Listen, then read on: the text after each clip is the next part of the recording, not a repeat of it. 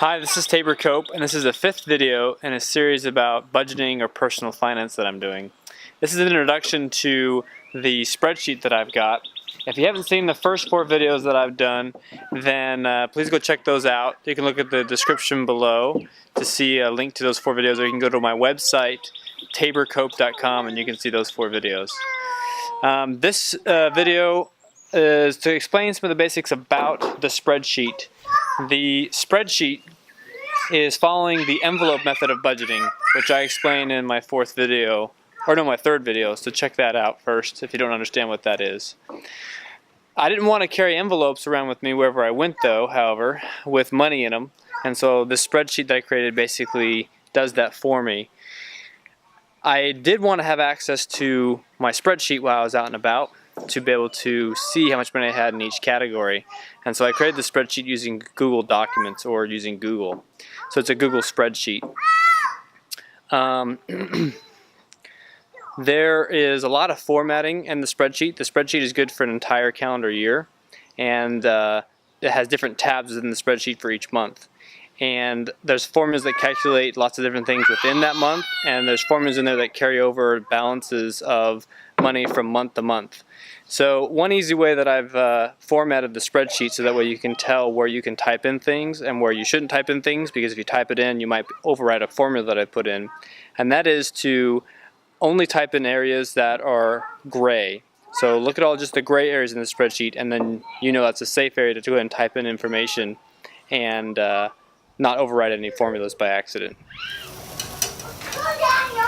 On my website, taborcope.com, there's a link to the spreadsheet that I use. It's a Google spreadsheet once again, and you can click on that and it'll be a view-only version of it. You can make a copy of it so that way you can have one of your own. My spreadsheet is comprised of 2 parts. I call it the top section and the bottom section. The top section is made up of 3 boxes at the top. The money flow box, the external deposits box, and the transfers between accounts box. Those 3 boxes are the top section. The bottom section is all the different category envelopes, or the different categories or envelopes if you will. And I'll go over the bottom section and the top section in my later videos, but just kind of give you a general overview. And again, the gray areas are where you can type in anything and not worry about overwriting any formulas. So go to my website, taborcope.com, to find that link to my budgeting spreadsheet. Now I know some of you may be thinking, but wait, why even use the spreadsheet at all? Why not use some budgeting software?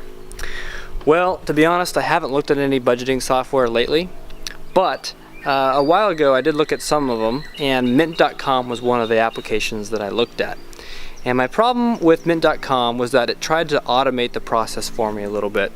It had you link your bank accounts and your credit card accounts, and it had, once your transactions posted, it would automatically take it out of the different categories.